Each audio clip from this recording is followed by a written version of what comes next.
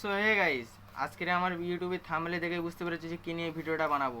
তো আজকাল অনেকে 2 GB 3 GB র্যামের ফোন থাকে, তো তাদের গেমে মানে আপডেট দেওয়ার পরে টোটালি গেমই খেলা যাচ্ছে না। তো তাদের জন্য একটা অ্যাপ্লিকেশন নিয়েছি, সেখান থেকে তোমরা ফ্রি ফায়ার ডাউনলোড করতে পারবেন। তো সেটা হচ্ছে, আমি তোমাদের ভিডিওটা শুরু করার আগে ছোট্ট একটি ইন্ট্রো ভিডিও।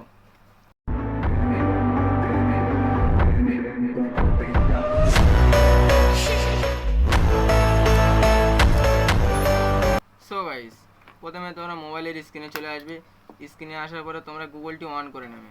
গুগলটি অন করে নেওয়ার পরে তোমরা কি করবে, এখান থেকে তোমরা সার্চ দেবে এপিকে। এপিকে সার্চ দেওয়ার পরে এরকম একটা অপশান চলে আসবে তোমাদের সামনে। সো গাইস, এরকম একটা অপশান আসার পরে তোমরা এখানে ক্লিক করে দেবে।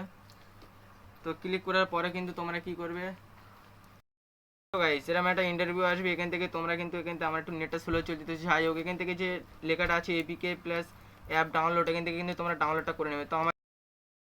তো এখান থেকে তোমরা অ্যাপটা ওপেন করে নেবে।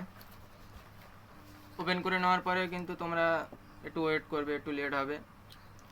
তো অ্যাপটি ওপেন করে নেওয়ার পরে এখানে ওপরে সার্চ বারে ক্লিক করবে। গাইস নেট স্লো আছে একটু।